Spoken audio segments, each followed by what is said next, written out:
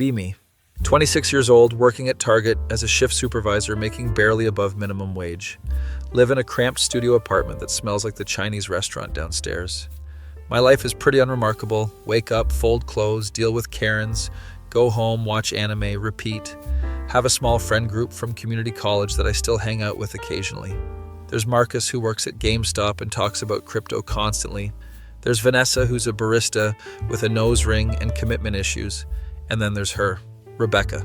Met her 3 years ago in a film studies class where she argued with the professor about how Twilight was actually feminist literature. She lost that argument spectacularly, but I admired the confidence. Rebecca's 25, works part-time at a bookstore. She spends most of her time online in forums I'm too afraid to ask about. She's not bad looking, just extremely socially awkward, and has this intense energy that makes people uncomfortable. Wears oversized hoodies, has this collection of enamel pins with anime characters, and political slogans that don't quite go together. She's been single her entire life, not for lack of trying, just lacks any ability to read social cues. I've watched her try to flirt with guys at parties by explaining the entire plot of Neon Genesis Evangelion without taking a breath. It never works. Anyway, we're friends because I'm apparently the only person who can tolerate her hour-long rants about media representation and dating app algorithms. Fast forward to last Tuesday, and I'm at work dealing with a lady who wants to return a swimsuit she clearly wore because there's sand in the bag. My phone keeps buzzing in my pocket, but I ignore it because my manager, Carol, is watching me like a hawk. Carol is 45, divorced 3 times, has that haircut that screams, "I want to speak to corporate," and takes her assistant manager role way too seriously. Finally get my break, check my phone. 47 messages from Rebecca. Oh no, open the chat and it's wall after wall of text. She's sending me excerpts from something, talking about the document and how I need to read it immediately. I'm eating my sad sandwich in the break room, trying to figure out what's happening. Text back, "What document?" She responds instantly like she was waiting. I've been working on something important for the past 6 months. It's about the systematic issues with modern dating and how society has failed people like us. People like us. Already don't like where this is going. I'm calling it the Feminine Solitude Manifesto, a comprehensive analysis of romantic inequality and the men who perpetuate it. I dropped my sandwich. That sounds intense. Maybe save it for your blog? I don't have a blog anymore. I got banned from Medium for promoting harmful ideologies, which is just censorship of female voices. Red flags are appearing faster than I can count them. Anyway, you're mentioned extensively in Chapter 7. Chapter 7. This thing has chapters. Why am I in it? Because you're the only man who's ever treated me like a human being. I've been documenting our friendship as a case study. Abort, abort, abort. My break ends before I can respond. I'll have to go back to the floor. Spend the next 4 hours in an anxiety spiral while folding t-shirts. Some kid knocks over a display of plastic cups, and I barely react because I'm too busy wondering what the hell is in Chapter 7. Get home at 9 p.m. completely exhausted. There's a PDF in my email. It's 127 pages long. The cover page has a photo of a rose with thorns and the title in some pretentious font. Her name is listed as R. Martinez, BA in Film Studies. I open it with the same energy as someone defusing a bomb. The dedication page says, "For all the women society left behind, and for James, who almost restored my faith in men." My name is James, by the way. Probably should have mentioned that earlier. I start reading and immediately regret every decision I've ever made. As the introduction is about how modern dating apps have created a hierarchical sexual economy where women like her are systematically excluded from romantic consideration. She's got graphs. There's a pie chart showing her Tinder match rate compared to conventionally attractive women. There's a bar graph of response rates on Bumble, organized by opening message type. She's approached this like a doctoral thesis. Chapter 1 is about her childhood and how being nerdy in high school socially stunted her romantic development. Chapter 2 is a detailed breakdown of every guy who rejected her with names and photos. This feels illegal. Chapter 3 is about the male gaze and how it's impacted her self-esteem, complete with references to film theory and Laura Mulvey. I'm speed reading now because this is too much. Chapter 4 is her ranking different types of men on a tier list like they're characters in a fighting game. Chad Thundercocks are S tier, nice guy manipulators are F tier, genuine friends are B tier. Chapter 5 is about her sexual awakening through fan fiction, and I closed the PDF because I don't need to know this. Take a break, make some ramen, question my life choices. Marcus texts me asking if I want to play Apex later. I tell him I'm busy reading something for a friend. Is it porn? Worse, it's a manifesto. He sends back confused emojis and leaves me on read. I reopen the PDF and skip to Chapter 7 because I need to know the damage. Chapter 7 is titled James Martinez, a case study in male allyship and emotional availability. She's written 23 pages about me. And it starts with how we met and her initial assessment of my character. Apparently, I demonstrated non-threatening masculine energy and genuine interest in female perspectives. She's documented specific conversations we've had with dates. There's a footnote referencing a discussion we had about Cowboy Bebop at a Denny's in March 2023. She's analyzed my body language patterns and verbal affirmation frequency. According to her research, I make eye contact 67% more than the average male and ask follow-up questions at a statistically significant rate. There's a whole section about how I once paid for her coffee without making it weird. It was a $4 coffee. I paid because I got there first and she was digging through her bag. She's interpreted this as radical generosity in a transactional social landscape. I'm having a crisis. She's written about my dating history, or lack thereof. Apparently my lack of sexual aggression and commitment to treating women as intellectual equals makes me an anomaly in the heterosexual dating market. There's a paragraph speculating about why I'm single. Her conclusion is that I'm too emotionally mature for casual dating, but too economically unstable for serious relationships. I work at Target, Rebecca. You didn't need to put that in writing. The chapter ends with her proposing that I represent the ideal template for male behavior and that if more men operated on the James Martinez model, the dating crisis would be resolved. I need a drink but only have orange juice in my fridge. I drink it straight from the carton while processing this nightmare. My phone rings. It's Rebecca. I consider not answering, but my people-pleasing instincts win. Hey, so did you read it? I'm reading it now. It's very thorough. Right? I've been working on it constantly. I think it could really start a conversation. Rebecca, you can't publish this. There are real people's names and photos in here. I changed some names for privacy. You included a photo of your high school crush with his full name underneath. That's for accountability. He was really mean to me at prom. This is a literal doxing document. She goes quiet for a second. I prefer to call it comprehensive documentation of systemic romantic rejection. Rebecca, I'm serious. This could get you in legal trouble. Why are you being so negative? That I thought you'd be proud that I featured you as a positive example. I'm not proud. I'm terrified. You've written a book about me without asking. She sounds hurt now. I spent 6 months on this. I thought you'd understand what I'm trying to do. What are you trying to do? I'm trying to show the world how broken the dating system is, how women like me are invisible, how men like you are rare. By writing a manifesto with pie charts? Statistics are important for credibility. I'm rubbing my temples, feeling a headache forming.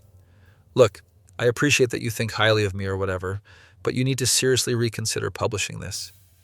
I already sent it to a few publishers. My blood runs cold. You what? Well, they're small, independent publishers that focus on feminist literature. And I doubt they'll respond, but I figured it's worth trying. Rebecca, please tell me you're joking. Why would I joke about this? This is my life's work. You're 25 years old, and I've been romantically rejected for 25 years. That's a quarter century of data. I can't even argue with that logic because there is no logic.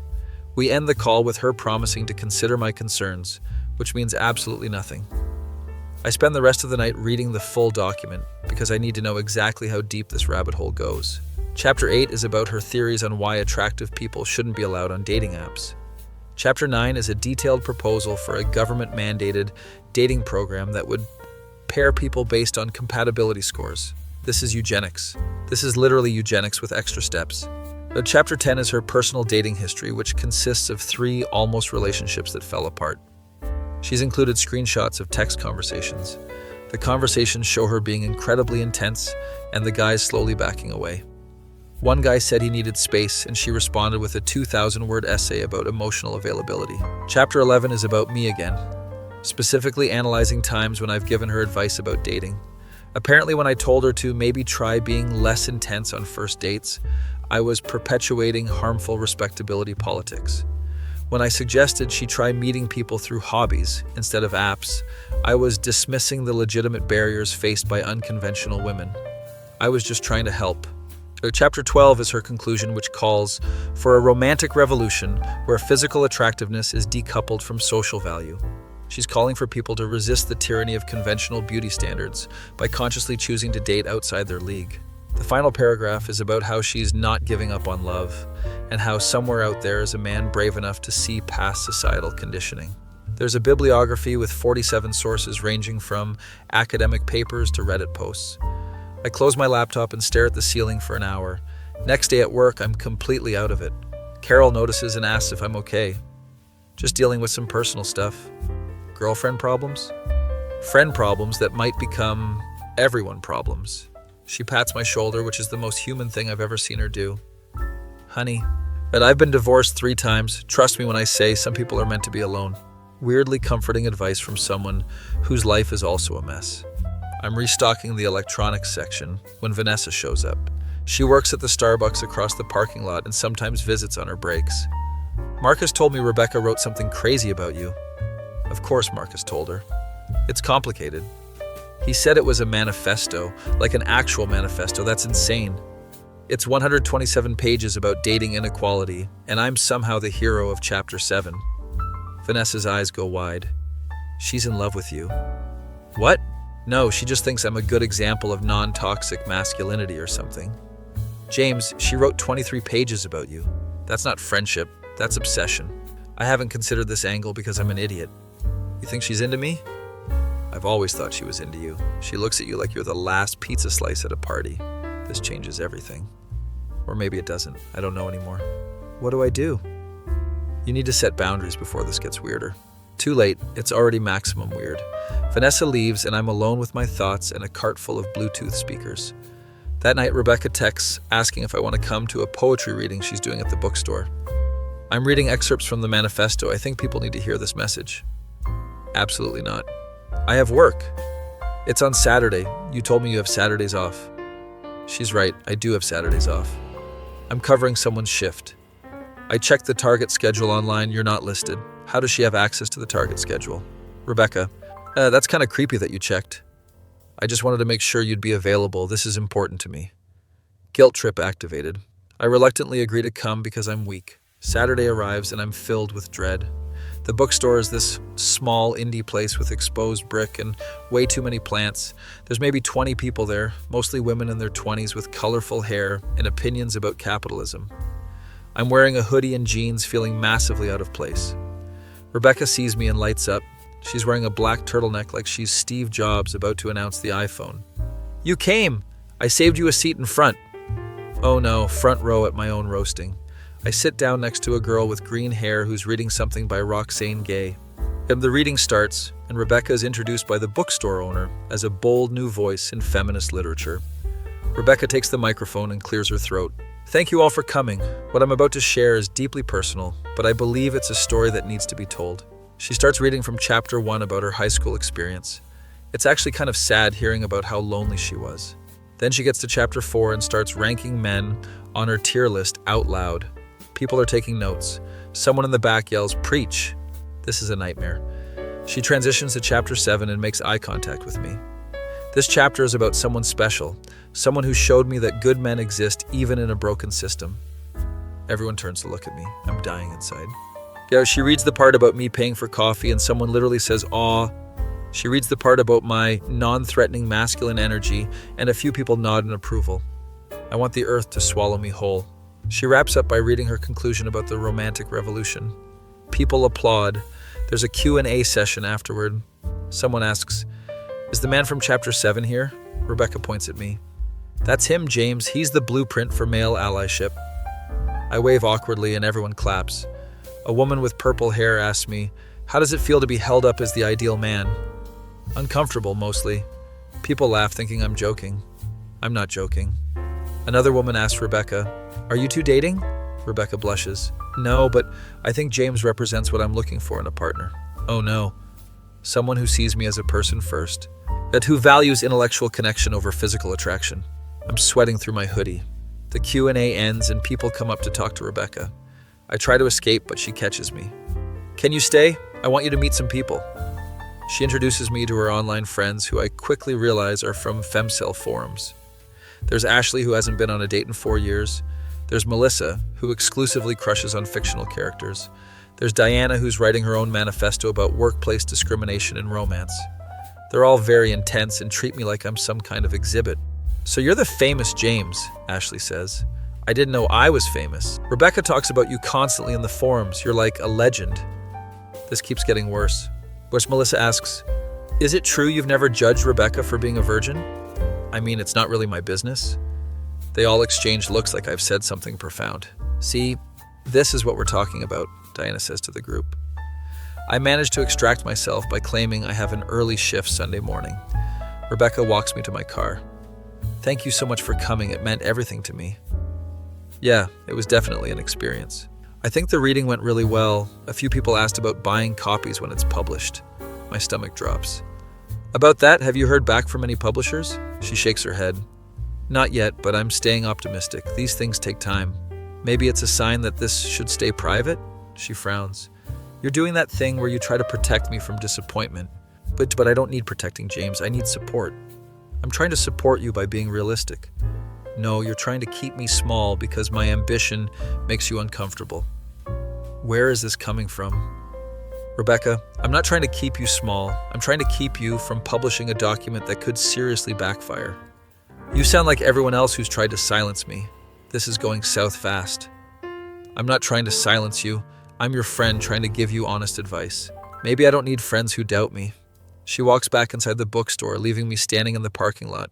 I drive home feeling like I just survived a car crash. Marcus calls me later that night. Dude, I saw Rebecca's Instagram story. She posted about the reading and tagged you. I check Instagram and sure enough, there's multiple photos of her the reading with captions about speaking her truth. There's one photo of me in the audience looking miserable with the caption, "The man who inspired Chapter 7, a true ally." I have 47 new follower requests. Someone's found my Facebook and sent me a message. Thank you for supporting women like Rebecca. We need more men like you. I don't even know this person. This is spiraling, I tell Marcus. You think? You're about to become the poster boy for femcels everywhere. How do I fix this? You can't. You're in too deep. Just ride it out and hope she gets distracted by something else. Terrible advice, but probably accurate. I spend Sunday hiding in my apartment watching cooking shows and ignoring my phone. Monday, I'm back at work and Carol pulls me aside. I saw you on Instagram. Well, when did you become an influencer? I'm not an influencer. I just got featured in someone's weird project. Well, the weird project is getting attention. Someone wrote an article about it. She shows me her phone. There's a blog post on some feminist website titled Woman Writes 127-Page Manifesto about Dating Inequality, names friend as blueprint for male behavior. It has 300 shares. I'm in the article. There's a quote from Rebecca. James represents what men could be if they rejected toxic masculinity and embraced emotional intelligence. I need to change my name and move to Alaska. My phone starts blowing up with notifications. People are finding my social media and commenting on old posts. Someone commented on a photo of me at the beach from 2 years ago. This is what non-threatening masculine energy looks like. I'm experiencing fame in the worst possible way. Vanessa texts, "You're viral, LOL." This isn't funny. It's a little funny. You're like the accidental patron saint of lonely women. I want to die. Dramatic, but understandable. I make it through my shift by avoiding all customer interaction and hiding in the stockroom. Get home, and there's a message from Rebecca. I'm sorry about how I acted Saturday. I was overwhelmed. Can we talk? I should say no. I should block her and move on with my life. But I'm an idiot with poor boundaries, so I say yes. She comes over an hour later with Chinese takeout. We sit on my couch eating orange chicken in awkward silence. I know this has been a lot, she finally says. An understatement of the century. I got carried away with the manifesto thing. I just wanted someone to listen. People are listening. Maybe too many people. She nods. I didn't expect it to blow up like this. I thought maybe a few people online would care. Rebecca, you named real people, included photos, analyzed private conversations. This was always going to be controversial. I know. I see that now. Progress. Are you going to take it down? She hesitates. I can't. I sent it to too many people. It's out there now. Great, so I'm permanently documented in Femcel literature, but I can stop promoting it, let it fade away naturally. I would really appreciate that. We finish eating and she leaves with a hug that lasts slightly too long. I think maybe this is over. Wrong. But my face when my friend wrote a 127-page manifesto analyzing my friendship and accidentally made me famous in online Femcel communities. Be me. 2 weeks after the bookstore reading from hell, things have calmed down slightly. The article stopped circulating. My social media notifications have decreased from overwhelming to merely annoying. I'm back to my normal routine of work, home, sleep, repeat. Rebecca has been quiet, which is honestly suspicious. She's not the type to just drop something she's passionate about. I'm at Target dealing with a customer who's convinced we're hiding the good Nintendo Switches in the back. Sir, if we had them, they'd be on the shelf. We don't have a secret stash. He doesn't believe me and demands to speak to Carol. Carol gives him the exact same answer, but with more authority. He leaves angry, and I return to organizing the toy section. My coworker Tyler comes up. He's 19 and always smells like energy drinks. Yo, James. Isn't that your friend? He points toward the entrance. It's Rebecca, walking in with purpose, wearing a leather jacket I've never seen before. She looks different, hairstyled, wearing makeup, confidence in her step. Oh no. I try to hide behind a display of Barbie dolls, but she spots me. James, I need to talk to you. Several customers turn to look. I walk over trying to minimize the scene. Rebecca, I'm working. Can this wait? No, it's important. I got an offer. An offer for what? A publisher wants to publish the Manifesto. My soul leaves my body. They're a small feminist press based in Portland. They loved it. They think it could be really impactful. I'm frozen. Can't form words. Isn't this amazing? My work is going to be a real book. Carol appears from nowhere. James, is everything okay here? Yeah, just a friend sharing some news. Rebecca extends her hand to Carol. I'm Rebecca. James is actually the subject of an entire chapter in my book about modern dating. Carol looks at me with confusion. You're in a book about dating? It's complicated. Rebecca pulls out her phone and shows Carol the publisher's email. They want to release it in 3 months with a small print run. There's going to be a launch event and everything. Carol reads the email, then looks at me. James, we need to talk in the office. I follow Carol to the back office while Rebecca waits by the registers. Explain what's happening. I tell her the abbreviated version. Friend wrote Manifesto. I'm featured. It's going viral in weird online spaces. Now it's becoming a real book. Carol processes this information. Is this going to affect your work here? I hope not. Because corporate doesn't love controversy. We had an employee who went viral for a TikTok dance and they made him take it down. This is different. I didn't choose this. She sighs. Just keep it away from the store. I don't need this becoming a thing. I return to Rebecca, who's browsing the book section. We need to talk privately, not here. I'm off in 2 hours. Can you wait? She agrees and says she'll go to the Starbucks across the parking lot. The next 2 hours drag by. Tyler keeps asking questions. So you're like famous for being nice to girls? I'm not famous. My girlfriend saw the article. She thinks it's sweet. It's not sweet, it's invasive. Yeah, but at least someone thinks you're cool. I can't argue with teenager logic, so I just nod. Shift finally ends, and I meet Rebecca at Starbucks. Vanessa is working and gives me a knowing look. We sit in the corner booth. Rebecca, you said you were going to let this fade away. I was, but then this opportunity came up and I can't just ignore it. Yes, you can. You absolutely can ignore it. Why would I ignore my chance to be published? Because the book includes private information about real people without their consent. I told you I changed some names. You kept my name. She looks down at her coffee. Because you're not being criticized, you're being praised. I thought you'd see this as a compliment. Being psychoanalyzed for 23 pages without permission isn't a compliment. It's a violation. That's dramatic. I'm getting frustrated now. Rebecca, what do you want from me? I want your support, and I want you to be happy for me. I can't be happy about something that makes me uncomfortable. So you want me to give up my dreams because you're uncomfortable? This is becoming circular. Vanessa brings over 2 cake pops we didn't order.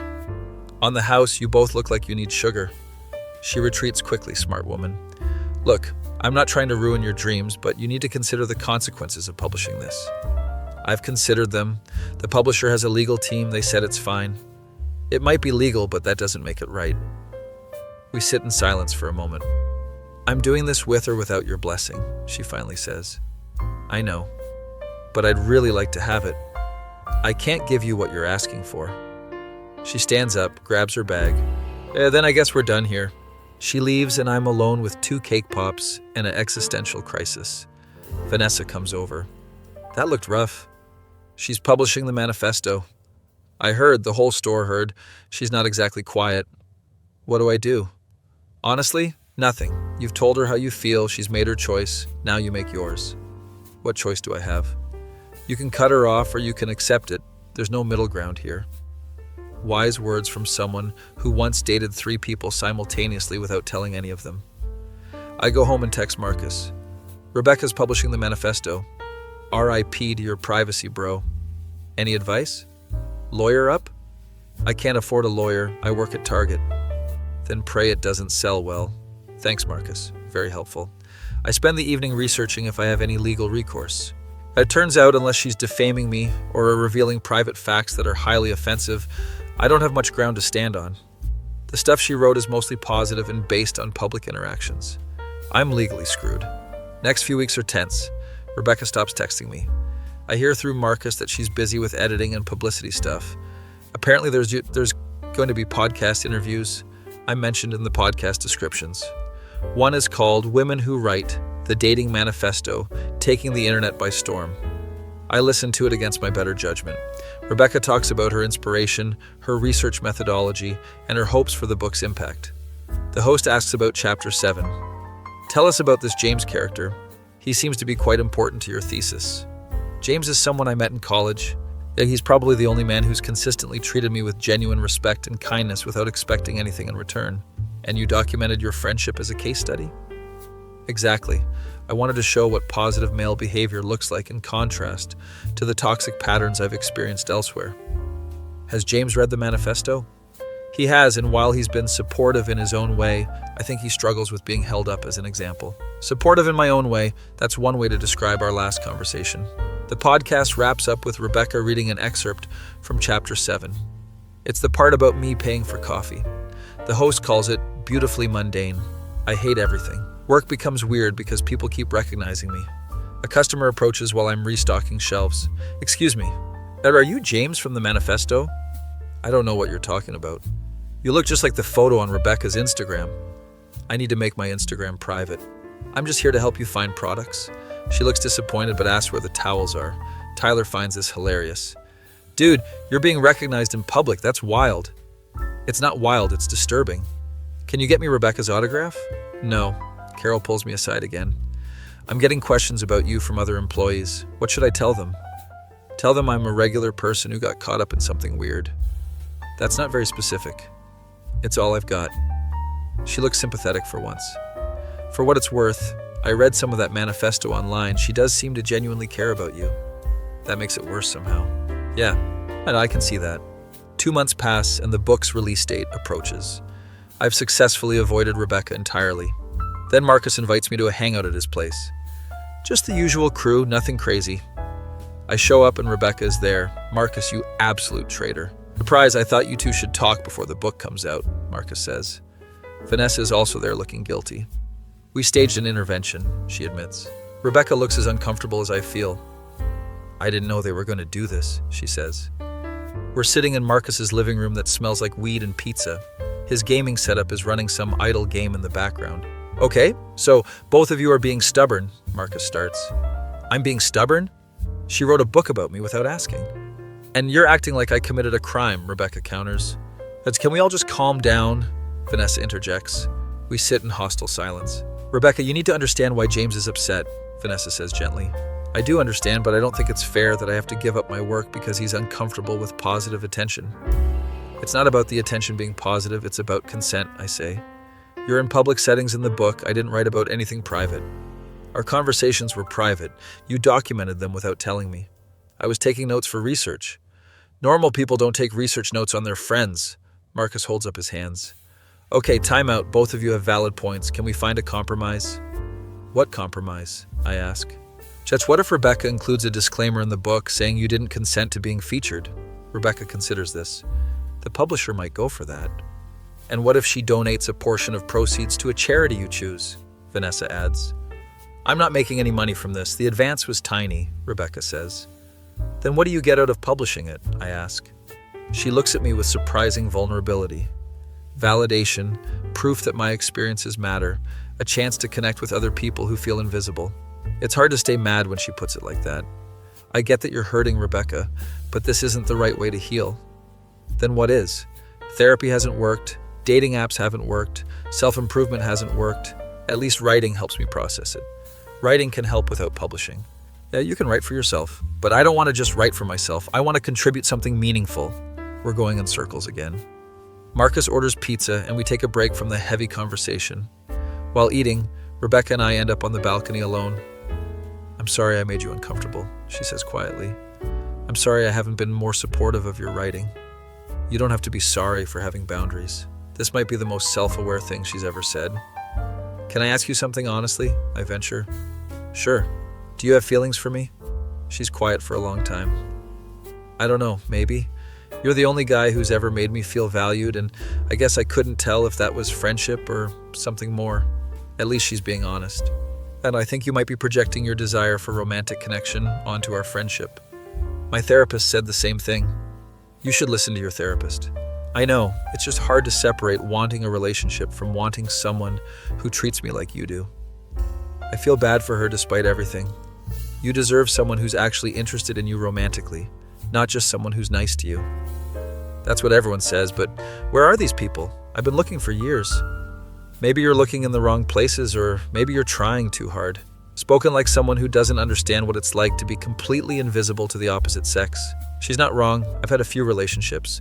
Nothing serious, but enough to know what mutual attraction feels like. I can't fix your dating life, Rebecca. I wish I could, but I can't. I know, I'm not asking you to. We go back inside and the group dynamic is less tense. Marcus puts on a movie and we all pretend things are normal. Rebecca leaves around midnight with a small hug. I'm still publishing the book, she says. I know, but I'll add the disclaimer. Thanks. After she leaves, Vanessa asks, do you think she'll be okay? Eventually, maybe. I don't know. Do you think you'll be okay? Ask me after the book comes out. 3 weeks later, publication day arrives. I wake up to 200 notifications. The book is available on Amazon and already has reviews. Someone gave it 5 stars. A raw and honest look at modern dating from a woman's perspective. Someone gave it 1 star. Unhinged rambling with concerning undertones. Both are probably accurate. And I go to work trying to ignore my phone. Tyler shows me that the book is trending on Bookstagram. People are posting aesthetic photos of it with coffee and plants.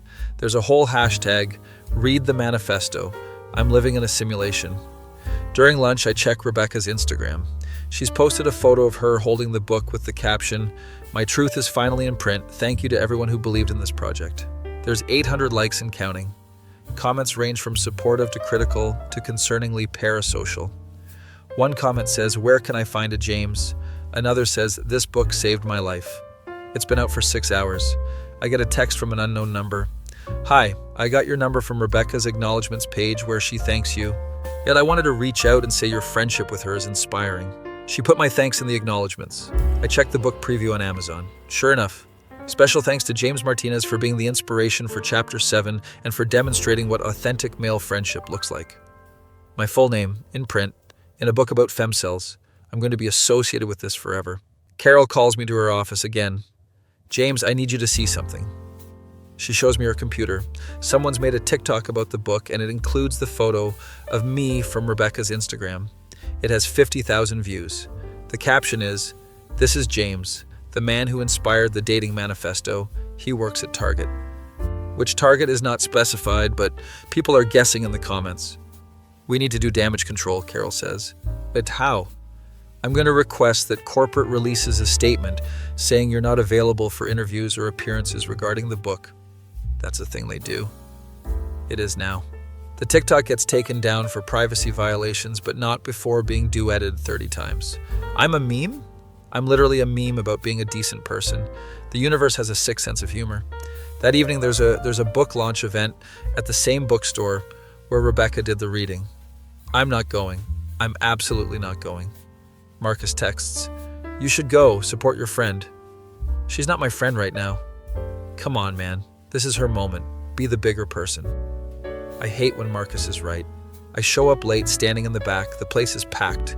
There's at least 60 people here. Rebecca is at a table signing books, looking genuinely happy. But the bookstore owner is giving a speech about the importance of diverse voices in feminist literature. People are applauding. Rebecca starts her reading with chapter 1 again. I've heard this before, but the crowd is reacting like it's revolutionary. She skips to chapter 7, and people literally gasp when she reveals I'm in the audience. "James, can you stand up?" she asks. I want to run. I slowly stand and wave. People applaud. I sit back down as fast as possible. The Q&A is even more intense than last time. Someone asks, "What's your relationship with James now?" We're navigating a complicated friendship. He's been very patient with this whole process. Patient is one word for it. Another person asks, "Do you think you and James could ever date?" Rebecca looks directly at me. I don't think so, and that's okay. Yet not every connection has to be romantic. Growth. Actual growth from Rebecca. After the event, she finds me. "You came." Marcus guilted me into it. I'm glad, it means a lot. She hands me a signed copy of the book. The inscription says, "For James, thank you for being exactly who you are, even when I couldn't see past my own issues." It's surprisingly thoughtful. "I'm sorry for everything," she says. Which part? All of it. I was so focused on my own pain that I didn't consider how this would affect you. I appreciate that. I don't expect us to go back to how things were, but I hope eventually we can be friends again. Maybe, we'll see. She hugs me and I let her. I leave the event feeling complicated. Spend the next week watching the book gain traction online. It gets covered by a few feminist blogs and podcasts. Yet the consensus is mixed. Some praise it as brave, others criticize it as self-indulgent. Rebecca handles the criticism better than I expected. She posts responses that are measured and thoughtful. Maybe she's actually learning from this experience. Or maybe she's just gotten better at social media. Either way, the attention starts to die down after a month. The book sells a few thousand copies, which is apparently decent for a small press. I stop getting recognized at work. My social media returns to normal levels of quiet. Life goes back to being mundane. Except now I'm forever documented in a published book about dating inequality. My grandkids are going to find this someday and have questions. Rebecca and I text occasionally, nothing deep, just memes and random updates. She tells me she started dating someone she met at a writing workshop. He's nice, kind of quiet, really into poetry. That's great. I'm trying not to overwhelm him with intensity. Good plan. Maybe she'll actually make this one work. Marcus jokes that I should write my own manifesto. Call it How I Accidentally Became the Patron Saint of Femcels. Absolutely not. Vanessa says she's proud of how I handled everything. You could have been a jerk about it, but you weren't. I was too confused to be a jerk. Still counts. My face when I became a case study in a feminist manifesto and somehow survived the experience relatively intact.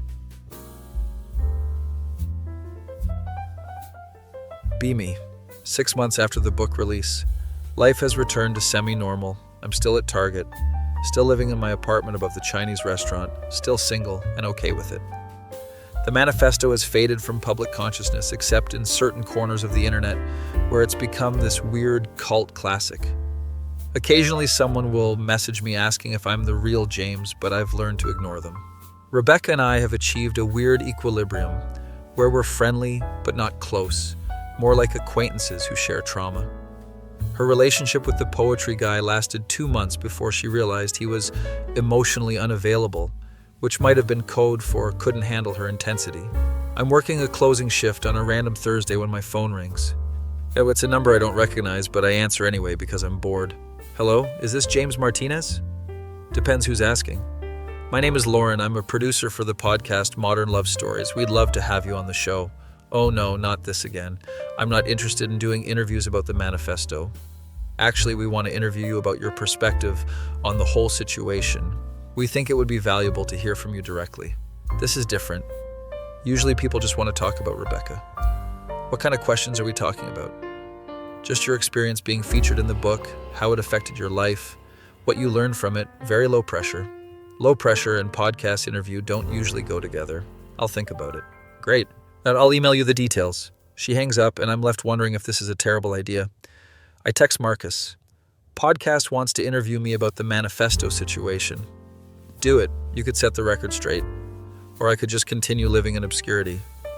Boring. Take the opportunity. I text Vanessa. Should I do a podcast interview? Only if you're ready to talk about it publicly. Don't let them pressure you. More reasonable advice. I spend my break reading about the podcast. It's actually legitimate. They interview people about complicated relationship dynamics and modern dating culture. Previous episodes include I married my high school bully and my therapist is now my mother-in-law, so my situation would fit right in. I email Lauren back and agree to the interview. We schedule it for next week. And I immediately regret this decision, but it's too late to back out without looking flaky. Spend the next few days preparing what I want to say. I don't want to trash Rebecca, but I also don't want to pretend everything was fine. The interview is over Zoom, which is slightly less terrifying than in person. Lauren appears on screen. She's in her 30s, has that podcast host energy, where everything she says sounds slightly performative. James, thank you so much for joining us. Thanks for having me. We start with basic background, how I met Rebecca, what our friendship was like before the Manifesto. So when she first told you about the document, what was your reaction? Honestly, I thought it was a joke at first, or maybe a creative writing project. I didn't realize she was serious about publishing it. And when you read it, specifically chapter 7 about you, how did that feel?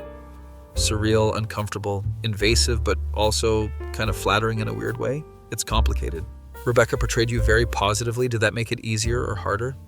Harder, actually, because I couldn't even be mad about being misrepresented. I was just being represented without consent. Lauren nods like this is profound. There's been a lot of discussion online about whether Rebecca crossed boundaries. What's your take? I choose my words carefully. I think Rebecca was in a lot of pain and needed an outlet. I don't think she had malicious intent, but impact matters more than intent. Have you two talked about this? Yeah, multiple times. It's been a process of understanding each other's perspectives. We talked for 45 minutes about boundaries, friendship, as internet culture, and what it's like to become a symbol for something you didn't choose. Lauren asks the question I've been dreading. Do you think Rebecca had romantic feelings for you? I think she struggled to separate appreciation for basic kindness from romantic interest, which says more about her dating experiences than about our friendship. That's very diplomatic. I've had a lot of time to think about it. We wrap up and Lauren thanks me for my honesty. This will air next month. We'll send you the episode link before it goes live. Great. Something to look forward to with anxiety. I tell Carol about the interview because I figure she should know. As long as you didn't mention Target by name, I don't care. I was very careful not to. Good. The last thing we need is more attention. The episode airs on a Tuesday, and I wake up to 400 notifications. People are talking about it. The podcast has a bigger audience than I realized. Someone on Twitter. Finally hearing James's side of the Manifesto story, he handled this with so much grace. Someone else. Honestly, both James and Rebecca seemed like they were doing their best in a weird situation. Someone else. Can we stop romanticizing the Manifesto? It was a boundary violation regardless of intent. All valid takes. Rebecca texts me. Listening to your interview, you were really fair. Thank you. Just told my truth. I know, and I appreciate that you didn't villainize me. Wasn't trying to. I'm proud of how we've both grown from this mess. Weirdly, I'm proud too. The interview leads to a few more opportunities. And someone wants me to write an article about male friendship and emotional labor. A relationship therapist asks if I'll be a guest on her YouTube channel. I decline all of them because I'm not trying to build a brand off this experience. Tyler thinks I'm crazy for turning down opportunities. Dude, you could be an influencer. You're already mildly famous. I don't want to be famous for being someone's emotional support friend. Fair point. Work continues as normal. I get a small raise, which is nice. Carol tells me I'm being considered for assistant manager training. You've shown maturity handling difficult situations. Corporate likes that. Getting promoted because of Manifesto drama was not on my bingo card, but I'll take it. A month after the podcast, I'm at the grocery store when I run into someone from the book launch. It's Ashley. She's one of Rebecca's forum friends. James, oh my God, I loved your podcast interview. Thanks. I'm actually doing a lot better now. I started therapy and joined a hiking group, met some cool people. That's great. Rebecca's book kind of woke me up to how much I was wallowing, so thank you for being part of that story. This is the most positive interaction I've had related to the Manifesto. I'm glad it helped. We chat for a few more minutes and part ways. Maybe some good did come from this nightmare after all. I text Rebecca. Just ran into Ashley. She seems like she's doing well. Yeah, she's been really working on herself. I'm proud of her. How are you doing? Better. I'm writing again, but keeping it private this time, just for me. Character development. That's probably healthier. Definitely. And also, I'm seeing a new therapist who specializes in attachment issues. That's good. She helped me realize I was using the Manifesto as a way to avoid actual vulnerability. This is the most self-aware Rebecca's ever been. I'm glad you're getting help. Me too. And James? Yeah? I'm sorry, genuinely sorry for everything. I know, we're good. We talked for a bit longer about normal stuff. She's thinking about going back to school, maybe getting a degree in counseling. I feel like I could help people who are going through what I went through. You probably could. You've definitely learned a lot. 2 months later, I'm invited to a small gathering at Marcus's place. Rebecca will be there with her new boyfriend. Apparently this one is sticking. They've been together for 3 months. I show up with beer and low expectations. But Rebecca's boyfriend is named David. He's quiet, wears glasses, teaches middle school English. He's perfectly nice and seems genuinely into her. Rebecca talks about you a lot, he says. All good things, I hope. Mostly she's very grateful for your friendship. We've been through some stuff. I read the Manifesto, it's intense. That's one word for it. For what it's worth, she's really different now, more grounded. I've noticed. We all hang out, play board games, order Thai food. It's refreshingly normal. Watching Rebecca interact with David is interesting. She's still enthusiastic and intense, but she's also listening more, letting him talk, not steamrolling conversations. Growth in real time. Vanessa pulls me aside later. She seems happy. Yeah, she does. You okay with that?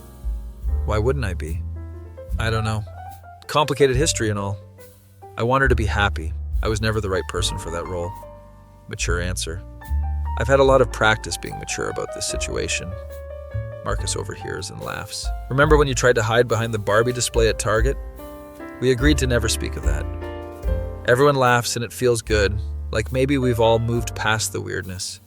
A few weeks later, the Manifesto gets optioned for a limited podcast series. Rebecca texts me freaking out. This is insane. Someone wants to adapt it. That's wild. Congratulations. They want to interview both of us for background context. I'm not sure I want to be more involved. I understand, but it would mean a lot if you participated. They're committed to telling both sides fairly. I think about it for a day. As Marcus says, might as well. You're already part of the story. Vanessa says it only if you're comfortable. Don't feel obligated. Carol says, as long as it doesn't affect your work, I don't care.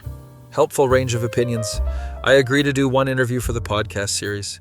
The producer is different from Lauren. His name is Brett, and he has that NPR voice.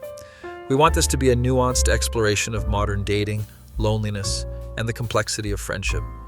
Sounds ambitious. We're not trying to make Rebecca look bad or you look like a saint. We want authenticity. I appreciate that. The interview goes well. I talk about my perspective. Rebecca does her interview separately, talking about her growth. They also interview some of her forum friends, a relationship expert, and Marcus for additional context. But Marcus tells me his interview is mostly about what it's like watching your friends go through weird internet drama. I told them you handled it better than most people would have. Did you tell them about the Barbie display incident? Obviously. The podcast series comes out 6 months later. It's called The Manifesto, a story of friendship, boundaries, and modern loneliness. It's actually good. They handle the subject matter thoughtfully. Episode 3 features my interview, and I don't sound like an idiot, which is a relief. The series gets decent reviews. People appreciate the balanced approach. Rebecca and I listened to it together over Discord, providing commentary. They made us sound way more dramatic than we actually were, she says. That's podcast for you. Everything needs narrative tension. True, but I'm glad they didn't vilify either of us. Same. We finish the series and sit in comfortable silence for a moment. We've come a long way, she says. Yeah, we have. Thank you for sticking with me through all this chaos. Thank you for eventually understanding why it was chaos. We both laugh. Life continues moving forward. I get promoted to assistant manager at Target, which comes with a small office and slightly less customer interaction. Rebecca gets accepted to a graduate program in counseling psychology. Her relationship with David is solid. They move in together. Marcus finally stops talking about crypto and gets really into vintage video games instead. Vanessa starts dating someone seriously for the first time in years. We all still hang out regularly. The friend group has stabilized. 1 year after the book release. But Rebecca invites me to a small celebration dinner. It's at a nice Italian place, the kind with cloth napkins and wine lists. She's there with David. Marcus brings his new girlfriend. Vanessa comes with her partner. What are we celebrating? I ask. 1 year since the manifesto was published, I wanted to commemorate it with the people who matter most. We order too much food and drink too much wine. Rebecca stands up with her glass. I want to make a toast. This past year has been the most transformative of my life. I published a book, started therapy, fell in love, and learned that being vulnerable doesn't mean being perfect. Everyone raises their glasses. Thank you all for supporting me, especially James, who had every right to walk away but chose to stay. I raise my glass. To growth, to friendship, yet into moving forward. We all drink, and the moment feels significant. Later that night, I'm walking to my car when Rebecca catches up to me. Can I ask you something? Sure. Do you think we would have gotten here without all the drama? I think about it. Honestly, probably not. Sometimes people need to hit rock bottom before they can climb back up. Was the manifesto my rock bottom? Maybe. Or maybe it was the catalyst that led to your actual rock bottom, which led to real change. That's depressingly insightful. I've had a lot of time to think about it. She hugs me, proper goodbye hug, not the desperate ones from before. I'm really glad we're friends. Me too. I drive home listening to the radio, thinking about how weird life can be. A year ago, I was hiding from my ex-friend behind toy displays. Yet now I'm an assistant manager with a podcast appearance and a strange claim to internet fame. My phone buzzes. It's a message from an unknown number. Hi, I read the manifesto and wanted to reach out. I don't respond, just delete it. Some patterns don't need to repeat. The next day at work, Tyler asked me about the dinner. How was the manifesto anniversary? Surprisingly normal, just friends hanging out. That's good, you deserve normal. We all deserve normal. Carol overhears and adds, normal is overrated, but peace is underrated. Surprisingly wise from someone who once fired an employee for eating too many free samples. Months continue passing, the manifesto becomes less and less relevant. Rebecca occasionally mentions it in the context of her growth journey, but it's not her entire identity anymore. She's building a life that's fuller and more balanced. David proposes to her on a hiking trip. She sends me a photo of the ring. I'm getting married. That's amazing, congratulations. I want you at the wedding, you're important to me. I'll be there. The wedding is small, held in a botanical garden, very Pinterest aesthetic. I'm not in the wedding party, but I'm seated with the close friends.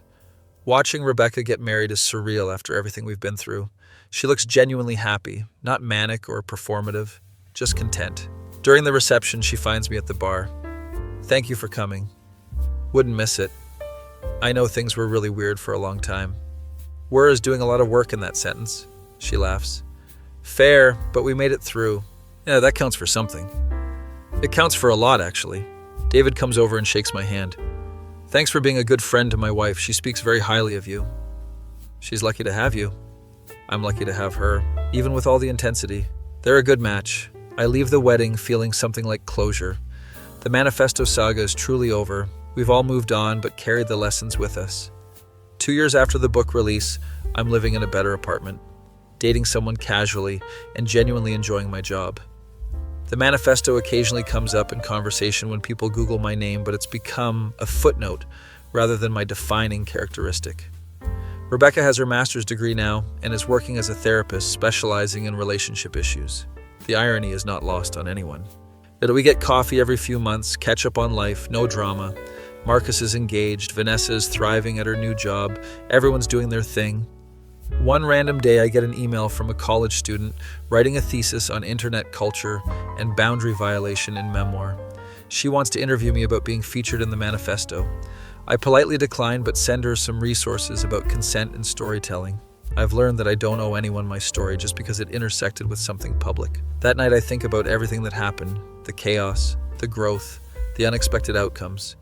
Would I change it if I could? Maybe I'd set better boundaries earlier. Maybe I'd communicate more clearly from the start. But ultimately, the experience taught me things I couldn't have learned any other way. About friendship, boundaries, about the complexity of human need and the importance of being willing to walk away from situations that don't serve you. Rebecca learned her own lessons about emotional regulation, healthy attachment, and the difference between documenting life and living it. We're both better for having gone through it, even though it sucked while it was happening. I text Rebecca. Remember when you wrote a manifesto about me? She responds. Unfortunately, yes. Why are you bringing this up? Just thinking about how far we've come. We've come very far, thank God. Agreed. You know what's funny? What? I'm helping a client right now who's struggling with similar issues I had, and I can actually help her because I've been there. That's good, full circle moment. Yeah, and it turns out rock bottom can lead to purpose if you're willing to do the work. Look at you being wise. I learned from the best, aka my therapist, not you. Fair. We say goodnight and I close my phone. Life is good, not perfect, but good. I have decent job, good friends, my own space, and the wisdom that comes from surviving something weird.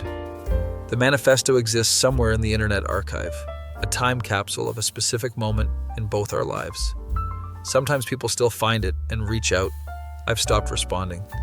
The story's been told enough times. Now I'm just James, assistant manager at Target, regular guy who once accidentally became a symbol in someone else's journey. And honestly, I'm okay with that. Marcus texts. Want to grab drinks this weekend? Yeah, I'm free Saturday. Cool. Let's go to that new place downtown. Sounds good? Normal plans with normal friends living normal lives. Exactly what I wanted all along. I close my laptop, heat up some leftovers, put on a show I've been meaning to watch. Tomorrow I'll go to work, deal with customers, manage my team, live my life. The Manifesto is behind me. Just another weird thing that happened in my 20s. A story I'll probably tell at parties when I'm older, and people ask about my most surreal experience.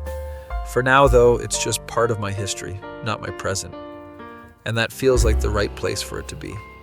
That feeling when your friend wrote a 127-page manifesto about you, it got published, caused internet drama, taught you both important life lessons, and somehow you ended up closer for it, despite everything.